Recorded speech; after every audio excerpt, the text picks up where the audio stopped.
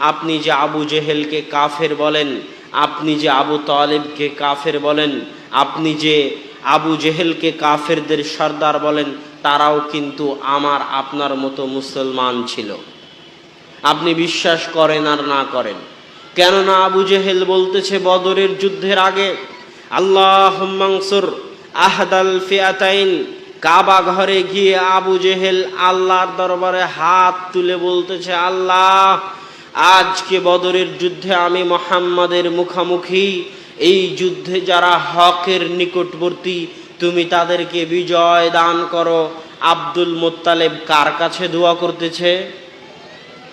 কার কাছে? তার মানে আবু জেহেল আল্লাহর উপর বিশ্বাস করে না করে না? করে। আর যে আল্লাহর উপর বিশ্বাস করে সে কি মুসলমান নয়? তাহলে আবু জেহেল যদি মুসলমান হয়, আল্লাহর উপর আপনি যে আবু তালেবকে কাফের বলেন, আপনি যে আবু জেহেলকে কাফেরদের সর্দার বলেন, তারাও কিন্তু আমার আপনার মতো মুসলমান ছিল। আপনি বিশ্বাস করেন আর না করেন, কেননা আবু জেহেল বলতেছে বদরের যুদ্ধের আগে, আল্লাহুম্মা আনসুর আহদাল ফিআতাইন।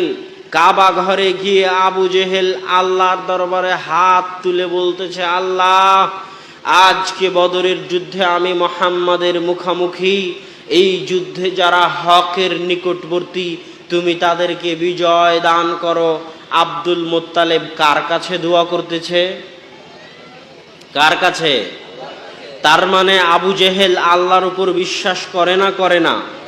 করে। আর যে আল্লাহর উপর বিশ্বাস করে সে কি মুসলমান নয়? তাহলে আবু জেহেল যদি মুসলমান হয়, আল্লাহর উপর বিশ্বাস করে, তাহলে আল্লাহর